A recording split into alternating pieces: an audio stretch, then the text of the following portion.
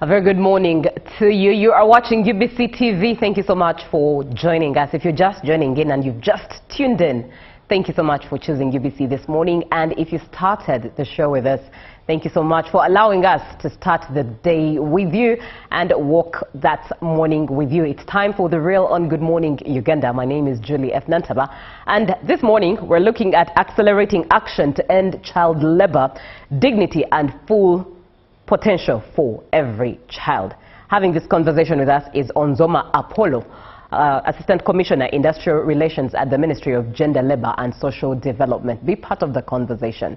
0709-602-592. As a poll question will also be displayed on your screen for you to be able to contribute to the show in regards to your opinion. Once again, good morning and welcome to the show. Welcome, Onzoma. It's a pleasure having you. Thank you. Right, Thank you second time having conversations with you regarding the Ministry of Gender and Labour. Yes, yes. And always a pleasure it is. So in simple terms, for the benefit of context and for our viewer, what exactly is child labour? Yeah, child labor is work. When a child does work which is harmful, which affects the children physically, prevents the children from attending school, removes them from studies, and makes it difficult for them to enjoy their childhood. We are looking at situations where a child is provided work at a time when they're supposed to be at school. The school programs are interrupted to allow the children first to work for money instead of continue with school and all that. Right. And also they don't have the time for playing. So we're looking at activities which are harmful to the children's development, health and normal growth. And that's what child labor is about. Yes.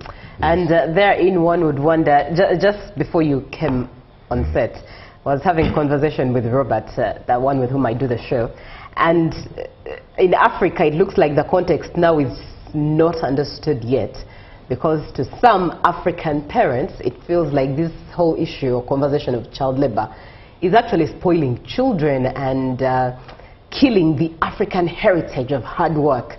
How would one differentiate between work for a child or a child being trained to be a better citizen of the nation and child labor? Child work, really, most of us have gone through child work. And we're looking at work which helps children to develop into better human beings. Just house chores like cleaning the compound, washing utensils, assisting the parents, cleaning around, washing their clothes and so on. But at a time when the children are not supposed to be at school, we're looking at, one, the difference is that any activity, as long as you are sending the child to work and you're expecting the child to come home with some money for the family to access basic requirements, basic needs. Other children are going to school, but for your child, the child, instead of going to school, he has gone to maybe a plantation work, he's in the quarry, he's in mining, and he's doing work which really he or she is not yet fit to be able to do in terms of the mind, the physical fitness, and even the inability to have protection, because children, you can imagine that even the personal protective equipment for children are not there. So it is the difference is that the child work, we're looking at work which is readily available to, one, develop the children, and then also to let them learn as they grow up, but also giving a helping hand. But it should not interfere with the time when the children are supposed to be school, learn, grow, play, and all that. Yes, how serious is the problem in Uganda? It's very serious because the current statistics which we are relying mostly on is the one done by the Uganda Bureau of Statistics in 2021, the National Labor Household Survey. It put our number at around 6.2 million children. Wow. Involved in child labor. That's how bad the situation is. And most of these are engaged, many of them are in the sectors of agriculture, mining, quarrying. You see most of these plantation work like tea plantations, sugarcane plantations. There are others who are engaged in mining. There are others who are engaged in many agricultural activities, coffee plantations. And so it's, and also these who are used on the street by other people in the name of begging, but at the end of the day they keep on carrying some money home to support the family. Some of the people use them to remain on streets, beg money from people, but at the end of the day they collect that money.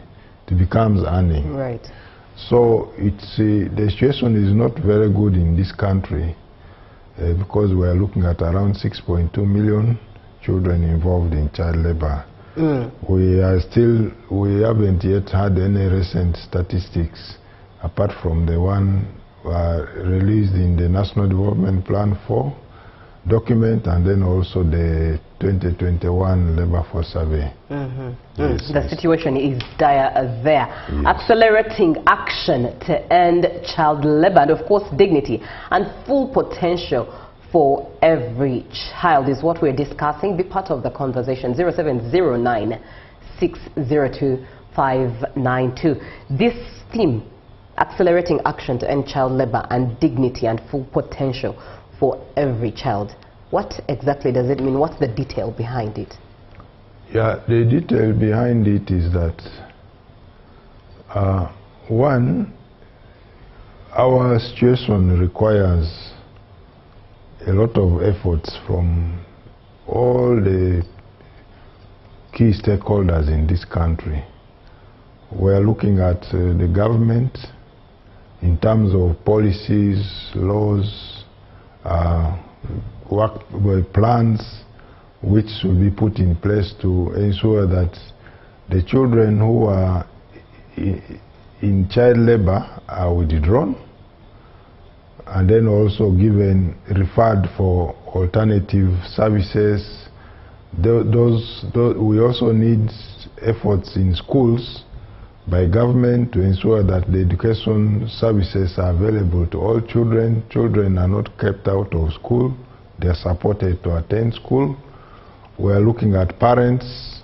Parents should not look at children as a source of income, but rather people who are developing to be future labor force of this country, and therefore they need to for them to become useful citizens and useful labor for this country in future. We are looking at the media to bring out, to support in the advocacy, to explain the dangers of keeping children in child labor, the issues of their health, the physical effects on their health, also the fact that it increases vulnerability. Because when a child doesn't go through the normal development and they have not been able to develop competencies and skills, they are just always working, it means they will remain virtually in the kind of jobs which may not be able to realize productivity for this country. Then also we are looking at, government also has a lot of activities in this country to improve on the income of the people. We have the programs like Paris Development Model, we have programs like Yoga, we have the growth opportunities for women enterprises, and many other skills development programs. Most of these are aimed at boosting the income of the people, and once people have income, then they will not look at children to earn income, but rather they will be able to send children to school, they will be able to have money to cater for their basic needs, and therefore accelerating efforts where we mean that we need to reach a situation where the 6.2 million now becomes, we need to reduce the figures so that we improve on the number of children in school, the number of children graduating at all levels of education. Then the future of our labor also becomes bright, and that's what we are looking at. Right. So what we are meaning is that what we have been doing has made some progress, all right, but that is not good enough if we are to reduce the magnitude of child labor in this country. Indeed, Yes, indeed. yeah. And in just a bit, you'll be speaking into what policies are guiding the boundaries of what exactly child labor is, but kindly allow me get into some of the comments coming through. 0709-602-592 is the number for you to engage. It's also displayed on your screen so that you're able to communicate and send a WhatsApp message to the show as we are looking at accelerating action to end child labor, and dignity and full potential of every child is important therein. That's why the acceleration to action and ending child labor is important. Moshi Sultan in Namutumba district, child labor is not always harmful when children are given light activities that are appropriate for their age. Such activities can help them develop responsibility, practical skills, and strong work ethic. However, children should not be engaged in work that interferes with their education, health, safety, and overall development. Elimination of work for children shall not improve a child's responsibility, but let's design regulations to community schools, worship leaders to address it, but not completely end the ending of children from doing work. As we discussed, we should also look at culture and the future of our children. Moshi Sultani Namutamba uses interesting terminologies that I think now might need clarity on there and educating. When we use the word child labor, do we mean that everything is child labor except that there are limits and different phases of child labor, or there's a difference between child labor and work for children? Yeah, there is a very big difference between child work and child labor. Child work and child labor. So those are the terminologies. Yes. As rightfully used, okay. Yes, as long as it is to work for money, to earn, to help the family to earn, to move on with basic services at the time when they are supposed to be in school, making them to their schooling to be interrupted, and then also work that is heavy, it is beyond the child's capacity, but at most of it all, exploitation of children for any other means apart from normal physical and cultural growing of a child, that becomes child labor. But whatever the families are doing for the children, that please sweep this compound, can you wash these utensils, clean you go to the garden together with the children and you come back with food, collecting firewood, as long as it is for a family well-being and it is for the normal growth of children, and is for a normal development of a human being, that is not child labor, it is child work. We have all gone through this, but when the situation puts the child out of the school program so that the family can receive income, some people attach children to do all sorts of work, but the ultimate aim is to use the children for the family to survive and benefit and progress with its basic services. That's the one we are talking about. All right. Thank you for that clarity. Hi, Julie. Thank you for the show. This is teacher Igalagwa Edward from Buyende district. Most of the people are poor both in villages and towns, hence they find children as a source of labor instead of hiring other people.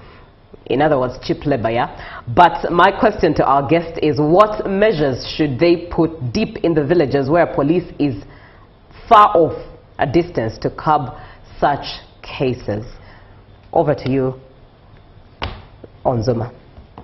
Yeah, the measures, one, first of all, it is illegal under our laws for children to be engaged in certain type of work. It is very illegal. When you find a child in a stone quarry, sand mining, in real mines, we have parts of this country where children they participate in mining, an economic activity. And all our laws, whether it is the acts related to mining or labor laws, they prohibit engagement of children in those kind of work. So our work is once you notice that a child is involved in those kind of economic activities which they are not supposed to do, one, you need to report to the nearest labor office, the nearest community leader, even police can help. We have labor offices in every district, city and municipality. We have also government has its extension personnel, whether in community services, where those can be the immediate source of contact, and those officers will be able to conduct the relevant government authorities to work on this. It is also our role in the communities to educate parents and to educate ourselves of the dangers. One, first of all, you are harming the child physically, mentally, socially, and therefore the dangers of that kind of thing, it's the role of all of us to make the public aware about the dangers. But also we have, as the government has put a child helpline, 116. When you dial that number and you report any case, we have response mechanisms which we can use to see how we can trace out the child, and we use the nearest services available to ensure that these children are withdrawn. They are given the necessary support, and they are also linked to services, withdrawing and linking them to services which can make them, which can put them out of danger. But also we have probation and welfare people, officers, our frontline people in all the sub-counties and districts, and they can help to work together with us to ensure that these children are withdrawn, but that the main responsibility remains that of the labor office. But also government has put in place a number of income generating opportunities for the parents and communities. What that is supposed to help the families is to address the income challenges. And once a family is able to address the basic requirements and earn income and earn profit and be able to do business, then the dangers, they will not be very vulnerable. There is a likelihood that they will not look at children as a source of labor, but they will be able to send them to school, and they study, and they will eventually develop into very good labor force. All right. Thank you so much for watching the show. We're looking at accelerating action to end child labor, and therein is focusing on the dignity and full potential of every child. Be part of the conversation, 0709 602 592. We're having it with Onzoma Apollo, Assistant Commissioner, Industrial Relations at the Ministry of Gender, Labor and Social Development. Luke Moses from Ngora District raises a very interesting perspective. He says, thank you for the program. What happens in cases where children live under very difficult circumstances? For example, in child-headed families, children living with ailing parents or old and weak grandparents. What happens in such cases? Yeah, those are situations which we regard as some of the key driving the factors. We have many factors which actually are responsible for child labor. The issue of child-headed families, the issue of children who are orphans. Some of these are actually the main causes of child labor. And what you will also need to know that the government interventions under social protection are key interventions which help to address the vulnerabilities of those particular families.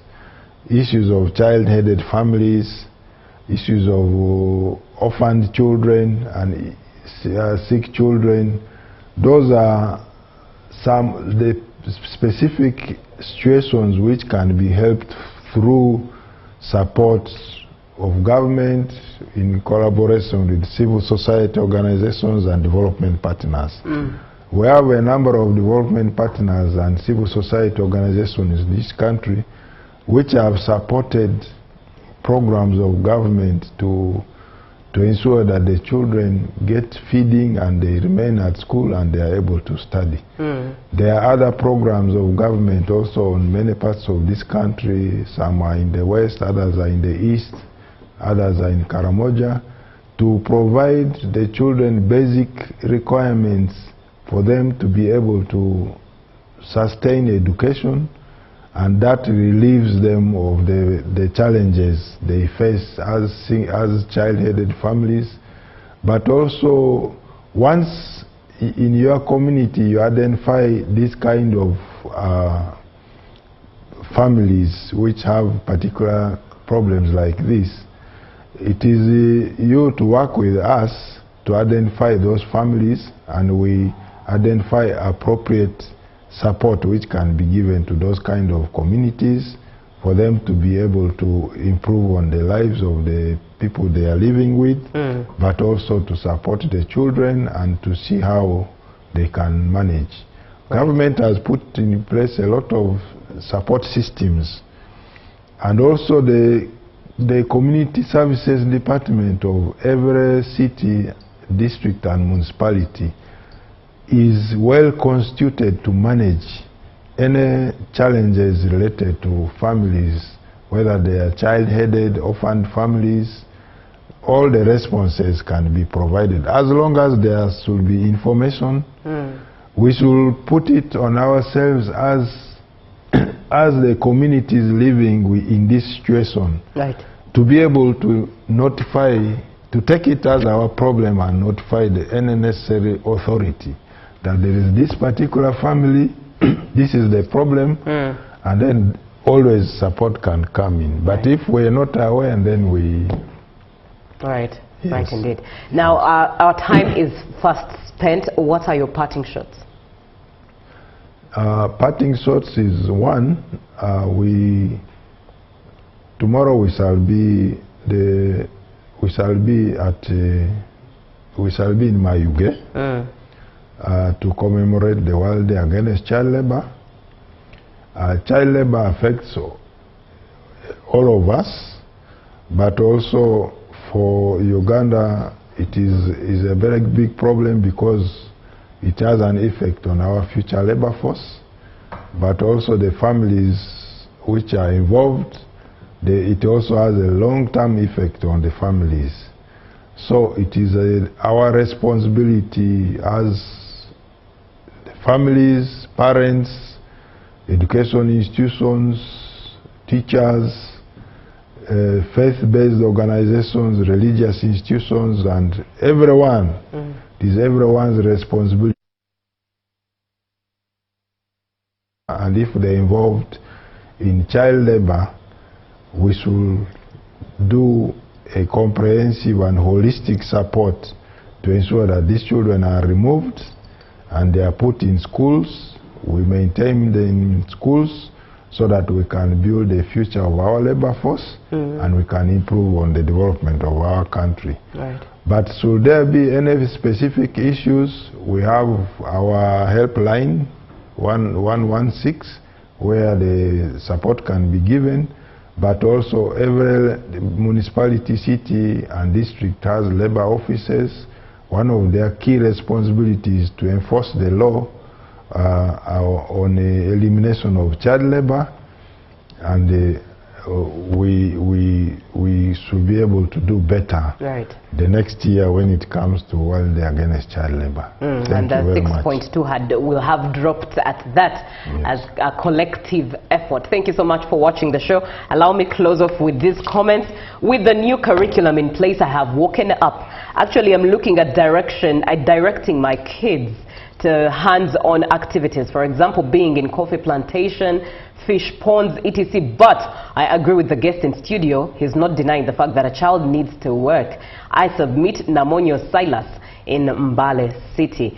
Good morning, Uganda. I'm Teacher Salim watching from Rwanda district. I think what's contributing to child labor is poverty. The parents themselves may not offer or may not afford to provide all the basic needs in a family, including school needs, books, and other scholastics. Hence children resort to work to meet their own needs. Also ignorance. Parents and guardians just ignore their responsibilities of proper upbringing of children, and children are left with no option but to engage in labor. Sensitization and poverty alleviation programs should be heightened. Thank you for being on the show and being part of the conversation. This is Good Morning Uganda, and it does continue with JMU Tourism Express business agenda as well as sports. Good morning.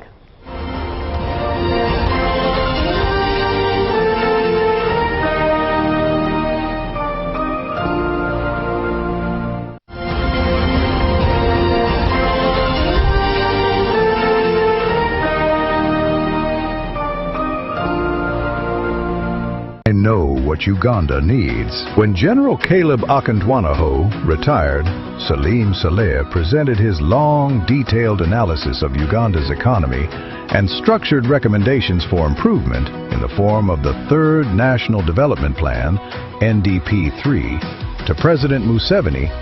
He laid out the kinds of problems that many Ugandans feel every day, but rarely see captured in one place. He was doing what he has done for years, breaking down the problems holding back ordinary Ugandans. He talked about distortions in factors of production, such as land conflicts that choke investment, the high cost of finance for ordinary people, the shortage of skills among youth, the slow pace of value addition, and the gap between production in the villages and the factories in industrial parks. It was the kind of diagnosis a technocrat offers when trying to get a country unstuck. The president's reply was striking in its simplicity. I know what Uganda needs. At first, to others, it might have sounded almost dismissive. But when placed in the context of 40 years of state rebuilding, economic reform, and political stability, it revealed something deeper. A belief that Uganda's path to transformation has been consistent, deliberate, and informed by lived experience rather than theory. His confidence is not based on guesswork. It's based on the journey already traveled. He always stresses that any serious revolutionary discussion about the economy of Uganda, or indeed much of Africa, should include the following questions. 1. What was the economy of Uganda like in 1900, at the dawn of colonialism? 2. What was the economy of Uganda like in 1962, at the sunset of colonialism? 3. How and what was the magnitude of the collapse of the Ugandan economy between 1971 and 1986? Idi Amin, Obote II, Okello. 4. What, therefore, was the economy of Uganda like in 1986? 5. What is the Ugandan economy like today and why?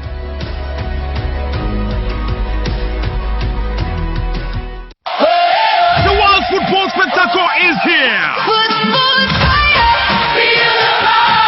From the vibrant cities of Canada, the passion of Mexico, and the grand stages of the United States, the FIFA World Cup 2026 is set to ignite the planet! Every goal, every save, every moment of glory, live and unforgettable on UBC TV and all its radio stations. From the streets of Rio to the night and day. Follow Africa's finest, football's biggest stars, and the battle for the most converted trophy in world football. Where legends rise, dreams come alive, and history is made. UBC is the home of the FIFA World Cup 2026. Stay tuned to UBC TV and all UBC's radio stations, bringing the world to Uganda, one match at a time.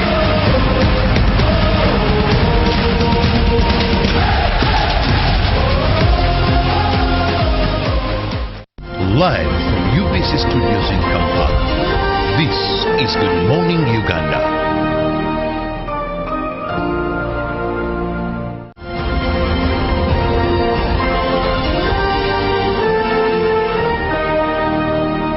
Brought to you by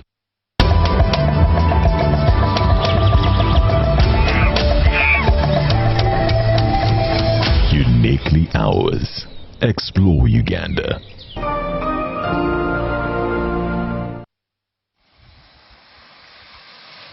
Welcome to MV Silver Fulu, a vessel born from heritage, crafted with purpose, and sailing toward the future of Uganda's marine tourism. Hand-built by Uganda's traditional boat builders, carpenters and artisans, this stunning 60-foot hardwood canoe blends culture, craftsmanship and conservation. My name is Alison Porteous. I've been living on Balago Island now for 28 years. A few years ago I built this boat, the Silver Fulu, which carries up to 45 people. And that means we can bring people to the island. Start by carefully tasting a little piece of chocolate. Just the chocolate, and let it melt in your mouth and swallow.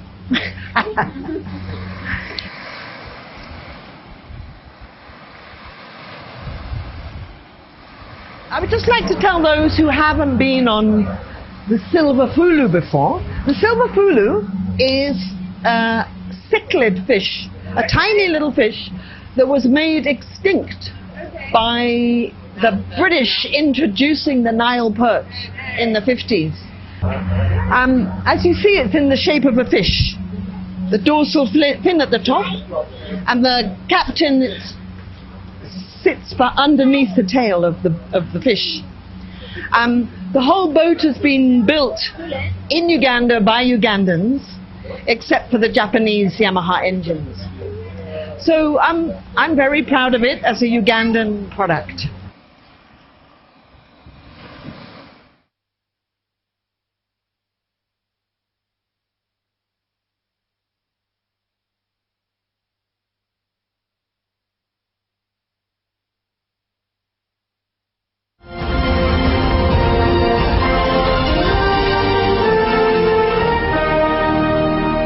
Brought to you by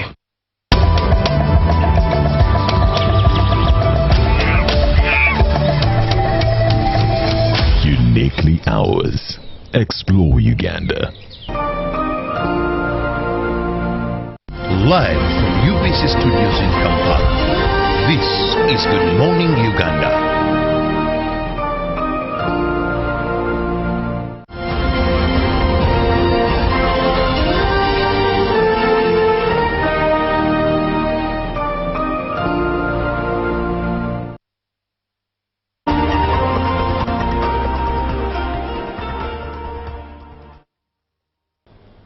Well, today is a big day in Uganda, and of course our sisters in the East African community, where budgets are almost read in the same time, where we will be reading the national budget. But let's also go into business. Budget is business, but away from the budget, Parliament has unanimously authorized government to borrow funds for the development of a solar-powered irrigation system project phase 2. The funds, to the tune of over 168 million euros, will be secured from the UK Export Finance and Citibank. Priority has been placed in coffee commodity as climate change continues to threaten better harvests. However, a section of members of Parliament were dissatisfied with the procedure which the loan was passed, citing ambush. Let's take a look at this. The situation that we are faced with, we don't have the committees. That is the reality of fact. And this loan is as important as water itself. Government has tabled what it described as an urgent loan request seeking authorization of Parliament. This was amid a situation that Parliament is still in its initial stages of constituting the relevant committees to carry out business. Rule 162 requires us to take much of these matters to the committee that is not available. Right, Honourable Speaker, it's not sufficient to just tell us that we don't have committees, yet the people who are supposed to formulate the committees are available. The Speaker, Jacob Oboth, told the MPs of a window through the rules of the House to deliberate on the loan without the committee stages. I will invoke Rule 8.1 of the Rules of Procedure of this House and have this particular request directly considered by the House. However, we are faced with the reality that was not envisaged by the framers of these rules. The intended loan involves a request of euros 168,976,354 from the UK Export Finance and Citibank for the development of solar-powered irrigation system project phase 2. The Minister for Finance, Planning and Economic Development, Henry Musasizi, presented the loan request, informing the MPs of how the first phase of the project progressed, securing 434 systems across the country. The effects of climate change have been attributed as the major concerns, calling for irrigation systems to aid farmers.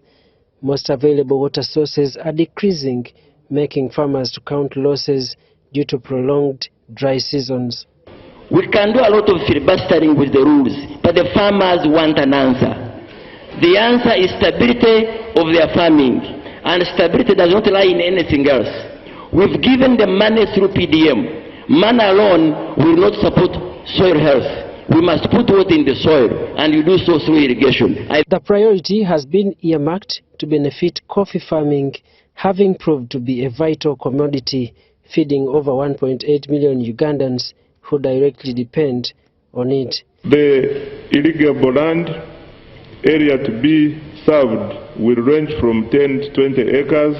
Number 3, the farmer should have a coffee plantation that is at least 1 year old. Number 4, the site can be individual or communal, with consideration for commercial coffee villages for big systems. The MPs supported the request, presenting areas of improvement in the implementation of loans.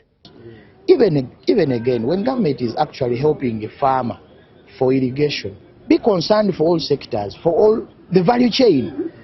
As you are giving water for a farmer, supply the fertilizer. Giving water alone will not yield.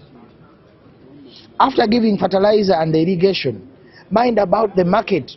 Of course, now as Parliament, previously we were not doing our work as Parliament, but the Speaker promised us that the committees are going to work, and therefore want to believe that Parliament, through its mandate of oversight, we should now look at oversighting such critical projects so that we can spur economic growth and development in this country. As the financial year 2025-2026 comes to an end in June 30th, the total public debt has since grown to 126 trillion. Government has made various commitments that the public debt is manageable, drawing optimism in the anticipated oil revenue. Daniel Mugoya, Gloria Gutabinji, UBC News. And away from Parliament now, Uganda Airlines signed an aircraft acquisition agreement with Boeing, making one of the biggest steps yet in the national carriers fleet expansion plan. The deal, witnessed by President Yoweri Museveni at State House Entebbe, will see Uganda Airlines acquire 10 aircrafts as government moves to grow the carrier's route network, cargo capacity and long-haul operations. The agreement was signed by Uganda Airlines Acting Chief Executive Officer and the Boeing Executive Vice President and Head of Sales for Africa. 10 years.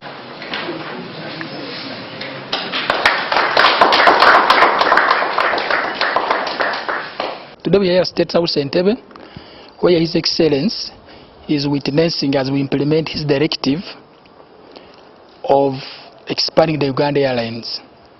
It is a very expensive project, but the President guided we have no any other option. We need to build our own airline. That's how Uganda can be connected to the rest of the world. It is like a road in the air, like how you connect to other roads. And our current fleet, we are going to add more 10 aircrafts in the period of 10 years. Now today we have signed the contract, and they will first deliver 4 aircrafts, big ones. Today we have signed the contract. Tomorrow we are going to deposit the first deposit of 460 billion. And the whole contract of the whole project we have signed, it will cost about 3.7 trillion Ugandan shillings. And that money is from the taxpayers' money, from the revenue collections, which the President directed. That's about 3.7 trillion should be invested to expand the airline. The Ugandans should expect more tourists in the country. That now we are finalizing with Kabalega Airport, where even those rich tourists can land in the Kabalega Airport directly, expansion of Entebbe Airport, and even having our own fleet. And we know in the period of 10 years we shall be there. Then after establishing ourselves internationally, where even if we get a mechanical problem, on an aircraft, there is no delays in flights, there is no change of flights. Once we have stabilized that, now we shall embark on domestic flights to have our Ugandans fly to verify in Gulu, Otido, Kidepo, Mbarara. So we thank the government of Uganda and His Excellency the President for his wise leadership.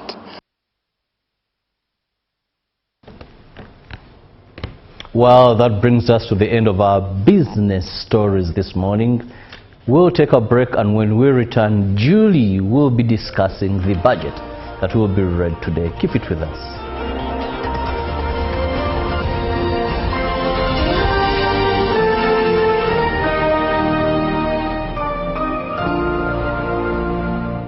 Live from UBC Studios in Kampala, this is Good Morning Uganda.